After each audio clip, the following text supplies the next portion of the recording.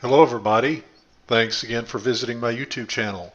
This is the place where we discuss the Lord's Recovery Movement of Witness Lee, also known as the Amazing Local Church Movement. Today I wanted to talk about something, and you might have gathered from the title that it might be interesting. I wanted to discuss why the Lord's Recovery is ultimately doomed. Now, when I say Lord's Recovery, let me say right off the bat, that I'm not talking about some general work of God to recover humanity, to recover the truth, to recover people. That's what God does. That's salvation. That's God being merciful. That's God doing what God does. When I'm talking about the Lord's Recovery, I'm talking about what they say recovery is, which is basically what they say it is. And eventually recovery, as I've said before, is just their movement. It's all taking place there. If you're not there, you're not in God's recovery, which means basically God's not working on you, okay? Because all God's work is recovery work. And so I'm talking about their movement, talking about the local church movement of Witness Lee. So this is what the Lord's Recovery wants. They want to grow. They want to expand. They want to get more members. They want to get more believers believing their stuff and joining their movement and being a part of it. And they think this is God's great plan for oneness when actually it's just their movement. I'll just remind you that every one true church in history has claimed at least two things. Number one, that they're all about the restoration of the true church. And number two, that they're all about unity. They all claim this because it's all about them when you get right down to it. It's not about God, it's about them. It's about their thing. And there's something in humanity that thinks, okay, there's this one thing where everybody gets it right and we all have to join that and we have to get it right. And God is one, right? So we all need to be in this one thing. But as we've talked about before, that's not the way to get things done because you end up with a hierarchy. You end up with top-down control. You end up with a poobah at the top calling the shots and running everybody's life. And you end up with a religion just like the Catholic Church and just like the Lord's Recovery. So the Lord's Recovery wants to grow. They want to get bigger. They want to expand. Where they are now is kind of in a off-the-radar bubble. They're not big enough to really be a big problem to anybody or a big concern to anybody except the people that have been there and have been affected by it, directly or indirectly.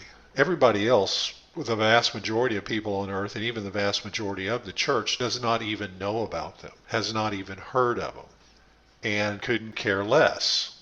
It's just not something in their life at all. But the Lord's Recovery wants to expand. Well, what happens when you expand like they want to? They really want tens of thousands of people. And they talk about 144,000, but I know they'd rather have 1,000,000 or they'd rather have 2,000,000, of course. They wouldn't stop it at 144,000 and shut the door and say, no more. They take all they can get. And they want that, and they really think that's the key. They get bigger and bigger and bigger, and then they eventually take over everything. Well, okay, let's say that begins to happen. Let's say they begin to grow and become, let's say, the fastest growing religious group in America or the world, just for sake of argument. What's going to happen when that happens? They're going to emerge from under the radar is what's going to happen. They're going to start getting attention from people. Not only in Christianity, but in the media. The media is going to want to investigate this group and find out what they're about. And guess what they're going to find? They're going to find people like you and me. They're going to find my YouTube channel. They're going to contact me and people like me that have spoken out. They're going to contact people who have been affected by this. And they're going to start talking about the stuff we've been talking about. And they're going to start investigating the claims of abuse, investigating the claims of cult-like control, investigating the claims of sexual impropriety and hiding sexual predators, specifically Philip Lee, Witness Lee's son, who was a sexual predator for more than a decade, and they hid him and then they exonerated him. They're going to find out all this stuff. It's going to come out, in other words. So if the Lord's Recovery grows, they're going to be totally exposed because the media is going to get in on the act and it's going to be doomsday for them. And they're going to start getting called on the carpet to hold interviews and speak to journalists and speak to people and go on record And when people that know how to interview people and know how to get answers start interviewing these guys and they start trying to pull their stuff, like, for example, saying there's deputy authority. And why do you have deputy authority? Well, I have the budding rod, like Aaron did. It means you have resurrection. And I have revelation because I believe what Witness Lee said. So I have resurrection and revelation. Plus I have a ministry. Therefore I have deputy authority. Do you think that's going to stand the light of day? Or are they going to get laughed off the stage? That's what's going to happen. And the media particularly likes stories about abuse of women, sexual abuse of women, misogyny. Okay, they're going to jump all over that. And what do you think is going to happen then? Do you think Lord's Recovery people can just continue to refuse to comment? So if the Lord's Recovery ever reaches a point where they are above the radar and in the radar, all this stuff's going to come out and they're going to be totally exposed.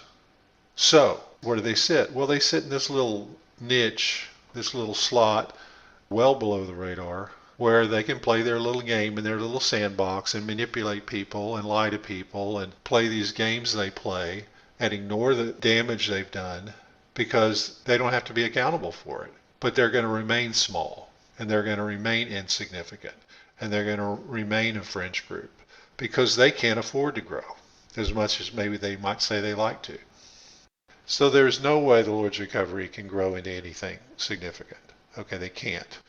They got too much history. They got too much nonsense.